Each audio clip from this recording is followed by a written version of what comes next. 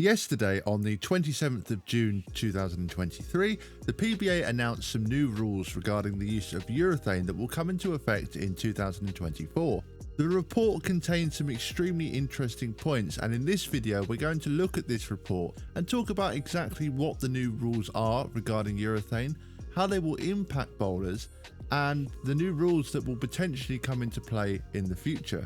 But the big takeaway here is whether or not these new rules are just the beginning of the end for urethane. And judging by this report, to me there seems to be a strong possibility that urethane balls will eventually end up being banned for good. Now, I should just make it clear that urethane balls have not yet been banned as of yet. However, the evidence in this report shows that the PBA is still strongly considering this as an option, as well as a number of other options too. But before we get on to speculation, let's take a look at the exact new rules that have been announced and what they actually mean. So on your screens you can see the press release that came out on the 27th of June.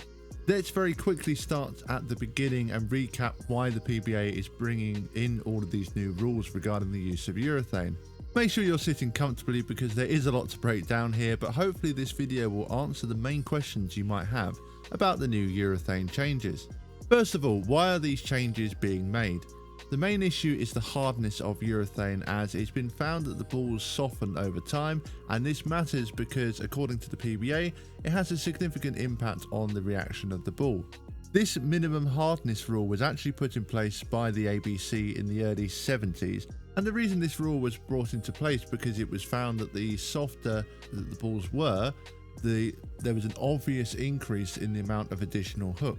And then fast forward to modern times, the PBA first took action to combat this hardness problem in March of 2022, when after sort of numerous tests, they found that a lot of these old urethane balls were decreasing in the levels of hardness. So in March, they banned the traditional urethane balls that were older than 2 years old. Then in November of last year, the USBC published its third hardness research report, and this led to the PBA putting together a study of their own. And at the start of this year, the PBA announced the latest rule, which was all traditional urethane balls must be made on or after August 1st, 2022. And this rule basically made sure that all of the balls that were being made and used met the new minimum hardness requirement of 73. So now we're in a situation where we have even more rules coming into place, because the PBA have been doing even more testing, and essentially they seem to have found that even at a hardness level of 73, a lot of these urethane balls are dipping lower, like into the sort of the high 60s. And obviously they see this as a problem because all of these new rules that have been brought in over the last year or so have been for the purpose to prevent this happening. And now they find that actually these urethane balls are not now meeting the requirements. This brings us on to the first new rule, and this is the main change that the report focuses on. Essentially, the PBA has decided to raise the minimum manufacturing hardness of traditional urethane and urethane-like equipment from 73 to 78 hardness, and this applies to all tour levels. So why have they increased the hardness from 73 to 78? Well, looking at the report, they seem to have found through the test that the most it kind of seems to drop down is about 5 points. So even worst case scenario, a urethane ball drops down 5 points. If it's now has to be at 78 as a minimum. If it does drop down by 5, well then it still meets the current level of 73, if that makes sense.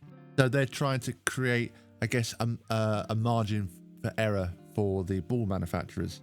So there's further rules as well that have been brought in, but before we get on to those, let's take a look at the next part of the report that shows all of the options the PBA have been considering.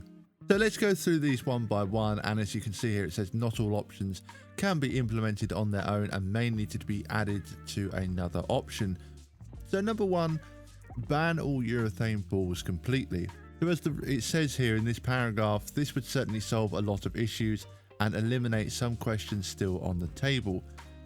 And it's an interesting point because certainly that would probably be the easiest way to deal with this issue.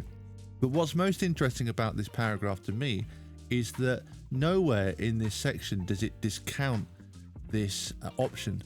So just by reading this, to me, how I interpret it, I think that this is the main option that was discussed among the PBA, and I think it's still on the table, but it's obviously an option that they don't want to rush into, and I think they're going to be exploring other options first that we'll see on this list. So yeah, the takeaway here, I think, is banning of all urethane balls. It's to me something that appears to be on the table. Then we move on to option 2, ban any ball that gets softer with use. Now this is a rule that would apply to any ball, so urethane-like or reactive, and if it was found to be getting softer by more than 3 points, it would not be allowed in any competition. This is a possible option, but as the report admits, it would require a great deal of testing and continual testing for it to be an effective option. Then we have option number 3, which is to raise the hardness of traditional urethane to 78 points. And as we mentioned earlier, this is an option that the PBA has decided to go with and to raise the hardness to 78, with the logic being, as it says here, it would be what they deemed the appropriate number if you wanted to be reasonably sure that even after getting softer due to prolonged use, a ball would not go below the actual 73 hardness minimum. But one problem here that this paragraph touches upon is what actually classifies as a urethane, because there's traditional urethane and urethane-like. And the report goes on to say that it would need to define what classifies as urethane or urethane-like for this option to be viable. So already we have one option out of these first 3 that we know the PBA has gone ahead with. Then we move on to option 4. Change the hardness of all balls to 78. This is not really an option that looks like it will go any further. As mentioned at the bottom of the paragraph, while it would keep all balls under one specification, it seems far too drastic to implement all at once at this time, so we can discount this option. Number 5, leave the rule as it is and test extensively. Again, we can discount this because clearly the PBA has decided to actually take action. Then we go to number 6, do nothing. Again, we can discount this because the PBA has not done nothing. They have gone ahead and made changes. Then on to number 7, no balls manufactured under the 73 hardness minimum rule may get softer with use. And essentially, if any ball is found below 71, they will be removed and or banned. So this is another option that the PBA has decided to go with, and we'll discuss this more at the end of the report.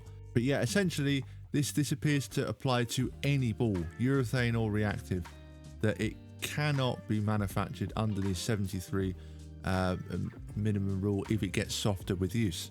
Then on to option 8, that all balls must be made since August 22, and this would ensure all balls are made to current standards and verify all balls have been manufactured above the 73 hardness minimum rule.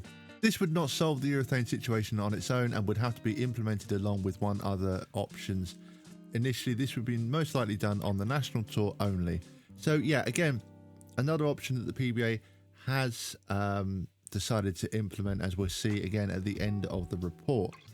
And then just on the point number 9 here about what should be done for PBA Regional, PBA 50, etc. And it seems clear that for fairness and consistency, all of these changes that will be made need to be made on all of the tours. So there we have it, quite a few options there to digest, but let's just take a look then at which options the PBA has decided to go ahead with. So the first one is the decision to raise the minimum manufacturing hardness of traditional urethane and urethane-like equipment to 78 for all tour levels, and this will be effective from January next year. And once again, this decision has been made in the hope that even if the balls do get softer after a great amount of use, that the ball would still not go below the actual 73 hardness minimum.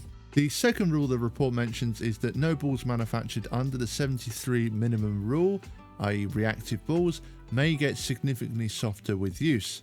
And if such balls are found, they will be removed, and the entire ball lines will be tested and investigated to determine if they're softening over time and or with use. And essentially it seems like after the relevant testing and research, etc., that if they are softening, then they will then fall under the urethane-like category.